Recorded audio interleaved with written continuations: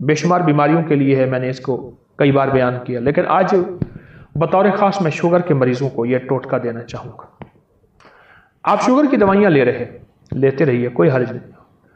آپ انسولین ہیں اگر لے رہے ہیں تو یکایک نہ چھوڑیں، فوراً نہ چھوڑیں۔ آپ کو خود اس ٹوٹکے کے بعد اور ان احتیاطوں کے بعد جو میں نے آپ کی خدمت میں عرض کی ہیں، خود محسوس ہوگا کہ ان دواؤں کی ہمیں اب ضرورت نہیں ہے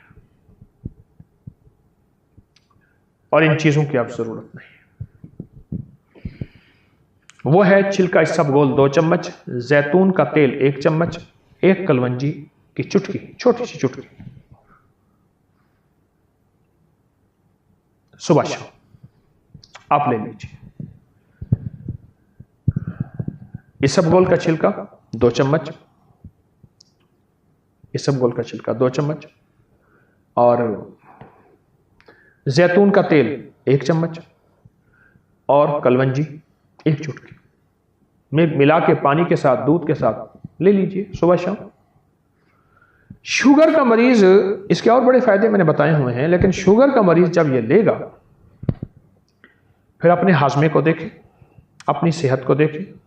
جسم جو خشک ہوتا جاتا ہے، یا جسم کمزور ہو رہا ہے، یا جسم پھول رہا ہے، مزید موٹاپے کی طرف جا رہا ہے۔ بعض لوگوں کا جسم کمزور ہونا شروع ہو جاتا ہے شوگر کی وجہ سے، اور بعض لوگوں کا موٹاپے کی طرف بے ترتیب بڑھتا چلا جا رہا ہے۔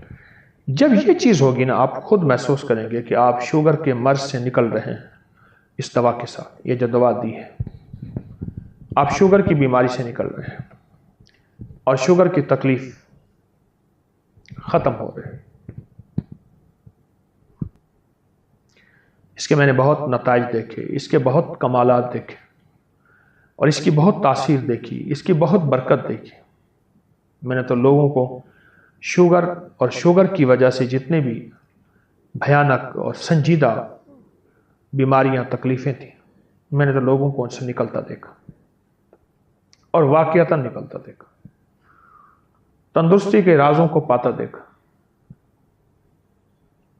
اور حد سے زیادہ ہیں، آتے بھی ہیں۔ اماں جنات کا دم بھی کرتی ہے، ہدیے کھانے وغیرہ بہت آتے تھے ان کے گھر۔ میں نے بھی اماں کو دیکھا ہوا تھا، وہ میری نانی اماں کی بہن بنی ہوئی تھی، ایک دوسرے کو ہدیے دینے لینے کرنے۔ نانی اماں کی طرف سے ہدیے تھوڑے جاتے تھے، ادھر سے زیادہ جاتے تھے کہ نانی اماں کی جیب سے جاتے تھے، ادھر سے ہدیے آتے تھے تو اتنے ہوتے تھے کہ وہ تقسیم ہوتے تھے۔ تو کہ نانی اماں، میری اماں نے نا مار مور کے ہانپتی کانپتی اماں آ گئی، کہہ رہے بس نکل گئے۔ اماں کیا ہے؟ کہہ رہے نیا مکان بنایا، ان کو اچھا لگا، گزرے جا رہے تھے، اوپر جو سیڑھیوں کی بمٹی تھی وہاں جا کے انہوں نے اپنا ٹھکانہ لگا دیا، مٹی لینے پہ ہاں اپنا سامان لگا رہے تھے تو مجھے نظر آ گئے، نکال کے آئی ہوں۔ اچھا، یہ ایک نہیں کئی واقعات ہیں۔ آپ کے گھر میں بہترین گھر بنا، اور آپ کے گھر میں گندی کیچڑ کے 5-10 کتے، جو گرمیوں میں نا آپ نے دیکھا ہوگا نالیوں میں کتے بیٹھے ہوتے ہیں، بڑی ساری زبان نکال کے ہانپ رہے ہوتے ہیں، گندی نالی میں پانی گزر رہا ہوتا ہے تو ان کا جسم کچھ ٹھنڈا ہوتا ہے۔ وہ گندی نالی والا کتا جب اٹھ کے نا اپنے بدن کو چھاڑتا ہے تاکہ کیچڑ وغیرہ، آپ کے گھر میں کتوں کا ریوڑ گھسائے گندے تو گھر میں کیچڑ ہوگی یا عطر کی بارش ہوگی؟ بدبو، غلاظت، نجاست، خباثت، یہی کچھ ہوگا اور کیا ہوگا۔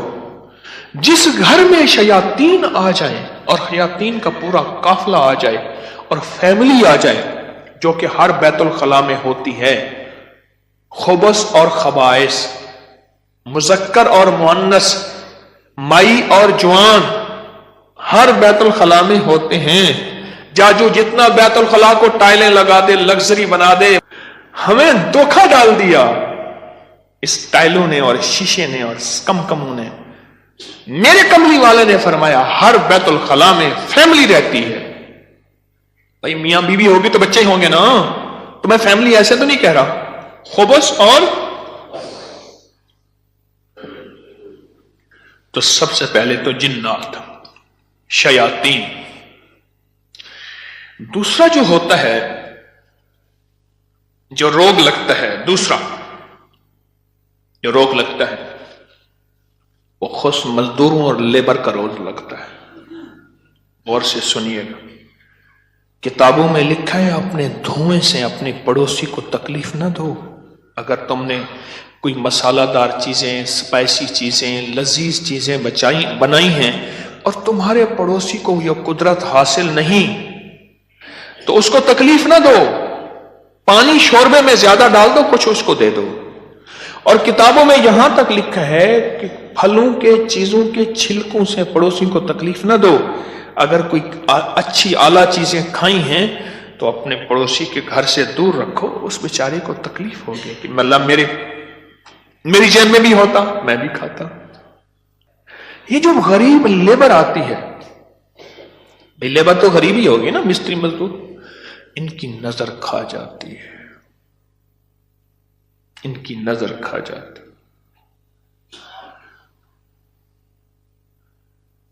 میں نے بکریاں رکھی، 8 بکریاں تو ذبح ہو گئی اور لیبر کھا گئی، 9ویں جو ہے آخر حرام ہو گئی، اور چھری کے نیچے بھی نہیں آئی۔ میں نے کہا نکالو یہاں سے بکریاں،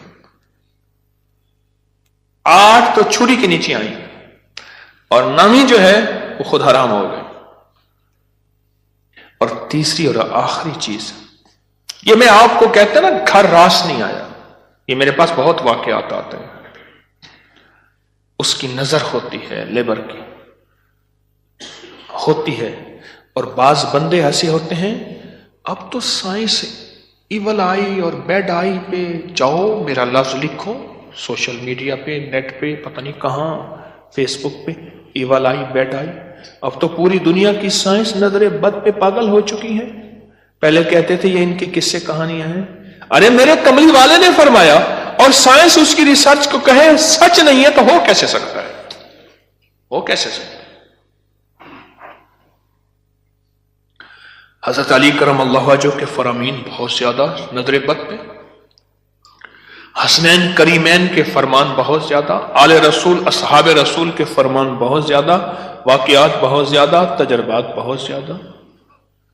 اور تیسری اور آخری چیز انہیں میں نے بتائی کہ بعض اوقات ہم اپنے رزق حلال سے کسی سے سامان لیتے ہیں اور اس کا رزق مشکوک ہوتا ہے، اس نے کاروبار مشکوک رزق سے کیا ہوا ہے، اس سے میٹیریل لے رہے، غور سے سمجھے گا، باریک نقطہ ہے،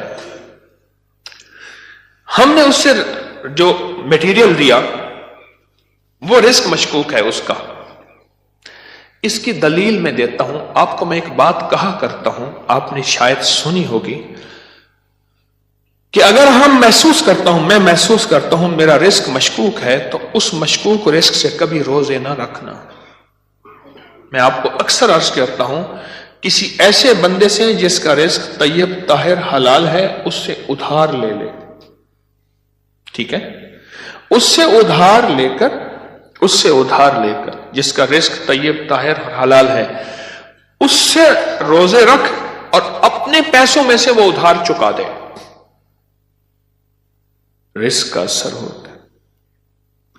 ایک بزرگ کہتے ہیں میں نے دعوت کھائی 1 مہینے تک میرے جی میں آیا کہ میں کوئی گناہ بدکاری کروں، صرف ایک دعوت کھائی تھی۔ واقعات یہ 3 عوامل ہیں، 3 فیکٹرز ہیں بڑے، جو گھر کے اندر کہتے ہیں کہ گھر راس نہیں آیا۔ اس کا حل کرنا ہے صدقات، خیرات، اعمال، تسبیحات اور ذکر کے ذریعے، اس کا حل کرنا ہے۔ صدقات، خیرات، اعمال، ذکر اور تسبیحات، اس کا حل کرنا ہے۔ اب یہ سنتے جائیے، غور سے سنیے گا، توجہ سے۔ نئے گھر میں جب بھی داخل ہوں، سب سے پہلے تو یہ سوچیں کہ میں گھر کس رزق سے بنا رہا۔ یاد رکھیے گا، مشکوک رزق، یا آپ نے ایسا موضوع چھیڑ دیا کہ اس موضوع کو مجھے کچھ بتانا پڑے گا۔ سب سے پہلے تو یہ ذہن نشین رکھیے گا رزق مشکوک کبھی زندگی اور نسلوں میں چین سکون نہیں دے سکتا، کبھی نہیں دے سکتا۔ وہ کیسے ہوگا؟ اس کے میرے پاس واقعات ہی واقعات۔ میں ایک چھوٹا سا صرف واقعہ سناتا ہوں، میں نے کئی واقعے دیکھے۔ پتا چلا کہ بیٹا فوت ہو گیا خودکشی میں، گرمی تھی، گھر تھا بڑا سارا، یعنی ادھر بھی گھر کے لان تھا، باغیچہ تھا، ادھر بھی باغیچہ تھا، بڑا بہترین گھر بنا ہوا تھا۔ اس وقت محسوس ہو رہا تھا یہ گھر کو بنے 35-40 سال ہو گئے۔ چارپائی جب پڑی تھی تو ہمارے ہوتے ہوئے دھوپ آ گئی، تو چارپائی کو میں نے گھسیٹا اور ایک بیل تھی بڑی خوبصورت، اس کے نیچے لے گئے۔ ایسی وہ بندہ رو رہا تھا، وہ اپنے علاقے کا مجسٹریٹ تھا، میں نے اس کی مجسٹریٹی دیکھی ہے۔ بٹھے والے کو حکم تھا کہ اتنی اینٹیں پہنچانی ہے ورنہ بٹھا کسی شکایت کی وجہ سے سیل ہو جائے گا۔ سیمنٹ والے کے ذمے تھے کہ اتنی سیمنٹ کی بوریاں پہنچانی ہے ورنہ تو 2 نمبر سیمنٹ بیچ رہا، تجھ پہ آبجیکشن لگ جائے گا۔ ریت والے، اینٹ والے، ہر میٹیریل والے کے ذمے تھا کہ تو نے پہنچانا ہے۔ بہترین مکان بنا، بہترین مکان بنا۔ اس گھر میں رہا اور کبھی سکھ کا سانس نہ لے سکا۔ بیوی مر گئی، بیٹا اڑ گیا کہ میں نے ماں کو گھر میں دفن کرنا ہے۔ جو گھر کی پچھلی طرف کا باغیچہ تھا وہاں ماں کی قبر تھی، اور خودکشی مر کے کہنے لگا مجھے ماں کے قدموں میں دفن کرنا ہے۔ 2 قبریں گھر میں بنی ہوئی تھیں، بیٹھا ہوا تھا، ریٹائر، مر گیا اور پھر اس کا کوئی وارث نہیں تھا۔ وہاں پتہ چلا اس شہر میں کہ ہمارے مرشد آئے ہیں، کچھ لوگوں کو بھاگے بھاگ آئے۔ ایک بابا آیا ریٹائر، تو میں نے کہا بابا جی مرشد بس میرے گھر چلیں، دعا کر دیں، کھانا کھا لیں۔ میں نے کہا کس لیے؟ میری دعائیں ہوں گی؟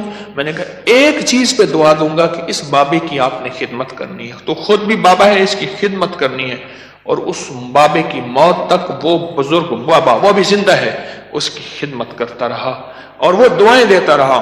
میرے اپنے چھوڑ گئے کہ حکیم صاحب تو آیا اور کسی کو خدمت پہ چھوڑ گیا کہ میری چارپائی دھوپ پہ پڑی ہوتی تھی، میرے اندر سکت ہی ختم ہو گئی۔ ایک بڑھاپے نے مارا، دوسرا غموں نے مارا۔ بڑا لمبا واقعہ ہے۔ سب سے پہلے رزق کے حلال، نسلوں کے لیے راحت ہے، اور دوسری چیز ہمارے ایک جاننے والے ہیں، ان کی زندگی میں مسائل ہی مسائل ہیں، مشکلات ہیں، غم ہی غم ہیں۔ اس غم کو وجہ الیکٹریشین آیا، تھوڑا سا کام کیا، اس کا ہاں تجھے پیسے دوں گا، بجلی والے کا، پلمبری والے کا، مرمت والے کا، کوئی کام ہے، دھوبی کا، فلاں کا فلاں، اس نے کہا پیسے دوں گا، اور اگر اس نے پیسوں کا اصرار کیا تو اس کو دھمکایا، ڈرایا۔ چھوٹے چھوٹے لوگوں کے پیسے کھاتا گیا، نسلوں میں غربت، تنگ دستی نے گھیر لیا۔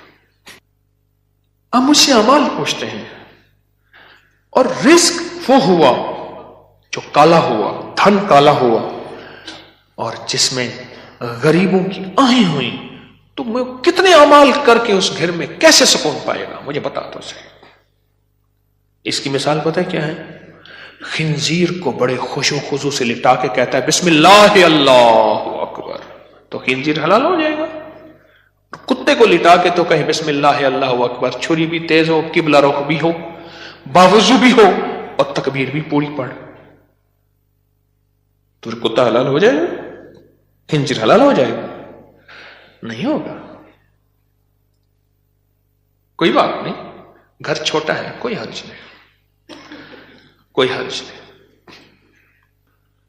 ان چیزوں کے خیال کر کے اب عمل بتا رہا ہوں۔ گھر میں 81 دفعہ سورت یاسین، جب نئے گھر میں داخل ہوں 81 دفعہ سورت یاسین مل کے بیٹھ کے خود پڑھیں، کرائے کے بندے جمع نہ کریں۔ 81 دفعہ سورت یاسین، اول آخر 7 بار درود پاک، ہر دفعہ بسم اللہ الرحمن الرحیم مل کے پڑھ لیں۔ ایک دوسرا، ہر کونے میں 11 دفعہ آیت الکرسی مل کے پڑھ لیں۔ کوئی اس کونے میں گھر کا بندہ پڑھ لے، کوئی اس کونے میں، گھر کے چاروں کونے میں 11 دفعہ آیت الکرسی، اور 1 دفعہ گھر کے درمیان میں 11 دفعہ آیت الکرسی 2، اور گھر کے چاروں کونوں میں 3 3 دفعہ اذان